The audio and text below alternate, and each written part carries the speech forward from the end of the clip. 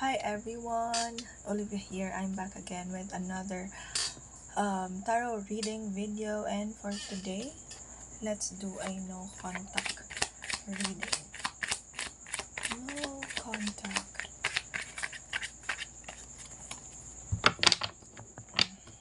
Anong mensahe sa'yo ng person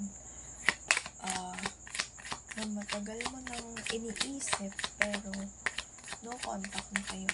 It's either binlock mo, binlock ka, or there's a deeper reason kung bakit mas pinili nyo na lang yung mag-no contact. Especially if this is a romantic love, this reading is for you. Tingnan natin, this is just a guide. Use your discernment and of course, intuition. Whenever nakikinig or nanonood kayo ng mga tarot reading videos like this, let's do a no contact reading for you. This is a for all zodiac sign reading. I'm seeing number 5. So, pwedeng mahalaga sa'yo yung number na yon, or 5 in numerology signifies change. There's also Hierophant in Major Arcana. Pwedeng ikaw ay Earth signs, Taurus, Virgo, Capricorn. Alright, let's do this. No contact. Message kayo ng person. Naka-no contact mo. As of the moment. The Lovers. So, this is a love reading. Confirm. The Lovers. The Fool. King of Pentacles. 5 of Pentacles. Another 5. This is changes. There's a lot of changes na nangyari or mangyayari pa lang regarding sa connection nito, but very strong pa rin yung pull ng romance here. May iba sa inyo kaya nagkaroon ng no contact is dahil sa health conditions, dahil sa financial instability. And iba sa inyo, super hirap pa rin umusad from this connection.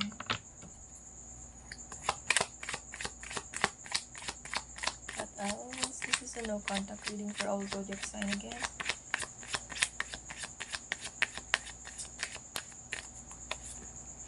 The Star card. For some of you here, I look at Star card intuitively as a self-reflection.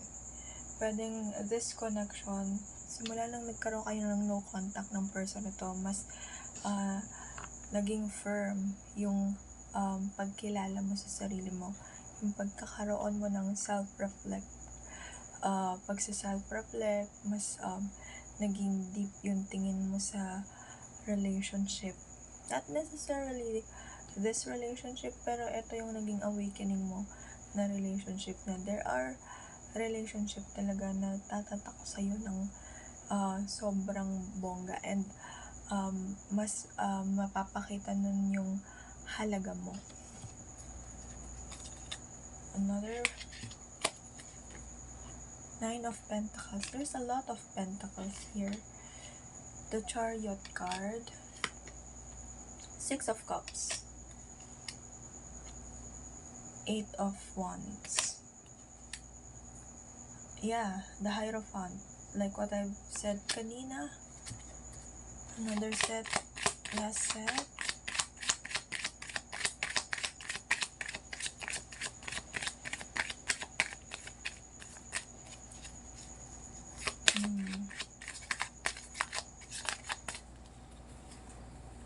Seven of Wands.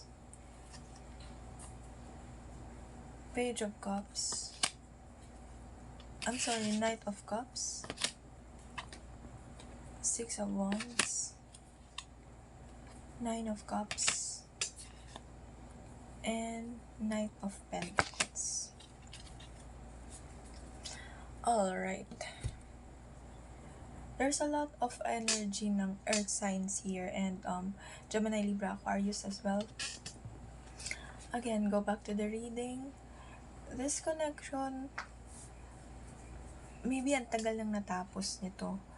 But there are still energies na nararamdaman mo yung pull, especially if napapanaginipan mo yung person or nakikita mo yung mga favorite color niya. But then again, there is this also kagustuhang magkaroon ng reconnection as I'm staring sa the Fool card and the Chariot. Gustong merong energy of taking risks to move forward. Alam mo yung parang gustong mag-reconnect, mag-reach out. For some of you here, there is a big factor yung health dito. Maybe isa sa dahilan yun kung bakit nga kayo nagkaroon ng reconnection ng person mo. But then again, although there is a very magnetic pull of reconciliation, reconnection here, I cannot see here na merong malinaw na communication coming from this person. Pwedeng naiisip niya pa rin yung connection and nagiging defensive siya every time na napagkakwentuhan yun. Pero hindi ko nakikita dito na magkakaroon ito ng action sa God. Brown liquor might be significant or yung kulay brown na inumin. Anything brown na naiinom might be significant. The connection here is still present, it's still strong, pero there is no energy of communication that might be the key of solid reconciliation or reconnection. And yeah, for those who are interested sa aking services, just visit all of my social media accounts and yeah, see you sa live as well. Namimigay din ako sa Black or TikTok app ng readings. So yeah, follow me there and thank you so much. Bye!